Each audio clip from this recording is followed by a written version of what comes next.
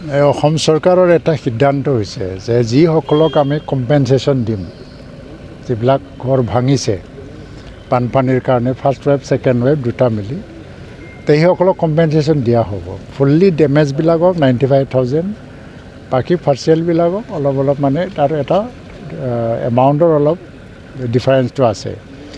তো আমাক দায়িত্ব দিছে যে ওদালগুৰি জিলাৰ যিমানখিনি DCA লিষ্ট বনাইছে সেইটো কাৰেক্ট হয় নে নহয় সেইটো ভেৰিফিকেশ্যন কৰিবৰ কাৰণে আজি মই কেইটামান ঘৰটো চাই যাম, কিন্তু মোৰ আণ্ডাৰত প্ৰায় 50জন অফিচাৰ ষ্টাফ ইয়াত কেম্প কৰিব আজিৰ পৰা, আৰু 3 দিন ধৰি তেওঁলোকে ফিল্ডত ঘূৰি পেলাই যিখিনি লিষ্ট বনাইছে সেইখিনি সঠিকভাৱে হৈছে নে নাই সেইটো তেওঁলোকে ভেৰিফিকেশ্যন কৰিব। 27 তাৰিখত সম্পূৰ্ণ হৈ যাব। তাৰপিছত 15 আগষ্টৰ আগে যিমানখিনি ঘৰ ডেমেজ হ'ল তাৰ কম্পেনচেশ্যনটো ৰাজ্য চৰকাৰে DBT যোগে দিব, ডাইৰেক্ট বেনিফিট ট্ৰেন্সফাৰ যোগে। তা এতিয়া ওদালগুৰিত যিখিনি লিষ্ট ওলাইছে প্ৰায় 714টা ঘৰ পাৰ্চিয়েলি ডেমেজ হৈছে। সম্পূৰ্ণভাৱে ভাঙি যোৱা ঘৰ হ'ল 176টা। তাৰে ভিতৰত প্ৰায় 5টা ৰেভিনিউ চাৰ্কেলত এই হিচাপটো কৰা হৈছে, আৰু 6জন ইতিমধ্যে মৰি গৈছিল, কিন্তু তেওঁলোকক কম্পেনচেশ্যন অলৰেডি 4 লাখ টকাকৈ দিয়া হৈছে।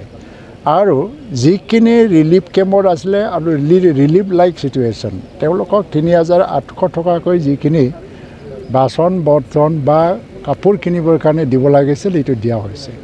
তো বাকী যিবিলাক কম্পেনচেশ্যন এগ্ৰিকালচাৰটো ডিপাৰ্টমেণ্টেলি অলপ সময় ল'ব, আৰু PWDয়ে যিখিনি ৰাস্তা ভাঙিছে, ব্ৰিজ ভাঙিছে, এইটো ডিপাৰ্টমেণ্টেলি এছেছমেণ্ট কৰি আছে। PHE বা ছয়েল কনজাৰ্ভেশ্যন ডিপাৰ্টমেণ্টেলি এছেছমেণ্ট এটা চলি আছে, কিন্তু ইমিডিয়েটলি দিব লগাটো আমাৰ ৰাজ্যক যিসকলৰ ঘৰ ভাঙিছে ঘৰ দিব লাগে। আকৌ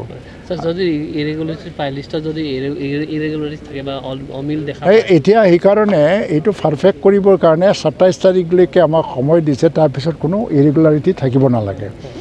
ওদালগুৰি জিলাৰ পৰা যিখিনি প্ৰিলিমিনাৰী লিষ্ট দিছে কোনো ইৰেগুলাৰিটি পোৱা নাই, আৰু মই ভাবোঁ এইবাৰ হাউচ ডেমেজৰ লিষ্টৰ ক্ষেত্ৰতো আমি কোনো ইৰেগুলাৰিটি হ'ব নিদিওঁ।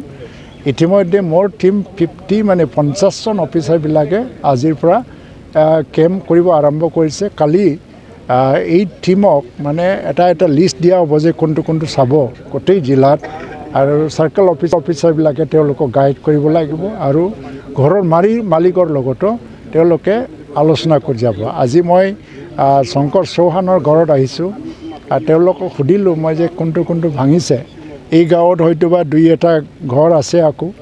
তো কালিৰ পৰা এইটো ভেৰিফিকেশ্যন কৰা হ'ব, আৰু মই ভাবোঁ যে প্ৰায় ইয়াত এটা এছেছমেণ্ট কৰিছে যে ঘৰ ডেমেজৰ ক্ষেত্ৰত প্ৰায় 4 কোটিতকৈ অধিক মানে পইচাৰ প্ৰয়োজন হ'ব। এনেকেই এটা এছেছমেণ্ট কৰি পেলাই তেওঁলোকে প্ৰপ'জাল এটা ছাবমিট কৰিব, আৰু বাকী ডিপাৰ্টমেণ্টেল এছেছমেণ্টবিলাক আকৌ বেলেগকৈ যাব। বিশেষকৈ ৰোড কমিউনিকেশ্যন যথেষ্ট কলাপছ হৈছে বিভিন্ন ঠাইত, সেই ক্ষেত্ৰত কিবা টেম্পৰাৰী চাওক, মানে আমি সেই সময়তে আহিছিলোঁ টেম্পৰাৰী ব্যৱস্থা কৰক, ইতিমধ্যে কৰা হৈছে। কলাইগাঁও আৰু ওদালগুৰি সংযোগী ৰাস্তাত যিখিনি এটা ৰাস্তা পুৰাপুৰি ভাঙি গৈছিলে, আৰু মাজবাটত এটা নদী আছিল, তাৰ ওপৰতো ৰোড মানে এইটো ভাঙি গৈছে, আৰু ইৰিগেশ্যনৰ কেনেল ভাঙি গৈছে। এইটো SDRFৰ আণ্ডাৰত সোমাই দিবৰ কাৰণে অলৰেডি আলোচনাও কৰা হৈছে। DDMে বহি তেওঁলোকে ডিষ্ট্ৰিক্ট লেভেলৰ পৰা এপ্ৰুভ কৰি দিব, আৰু SDRFে এইটো বনাবৰ কাৰণে ধৰি দিব বুলি আমাক কথা দিছে। তো ঠিক তেনেকৈ আমি এটা পৰ্যায়ক্ৰমত লৈ যাব লাগে, আৰু মই ভগৱানৰ ওচৰত প্ৰাৰ্থনা কৰোঁ এইটো এটা তৃতীয়লানি যিটো বানপানী সেইটো যাতে নাহে। ছেকেণ্ড ৱেভে যেতিয়া এই বছৰতো বানপানী শেষ কৰি যায়, তেতিয়া 27 তাৰিখৰ পিছত ইয়াত আৰু ফিল্ড ঘূৰিবলৈ প্ৰয়োজন নহ'ব। गोजोनथाव खौरां नोंथांनि रोंगौथिखौ दिन्थिनो थाखाय फैगासिनो गोदान खाबु बडलेण्ड गट टेलेन्ट गोजौसिन जौसाङाव दिन्थिनायनि खाबु बिटिआरआव बडलेण्ड गट टेलेन्ट सिजन 2आ फिन सौफैगासिनो नोंथांनो गोदान खाबु लाना जाय जौसाङाव नोंथाङा गावनि गुनगोनां रोंगौथिखौ दिन्थिनो हागोन। जानो गोनां बडलेण्ड गट टेलेन्ट सिजन 2निनो अडिशननि अक्ट'खौबो थि खालामनानै होखानाय जाबाय।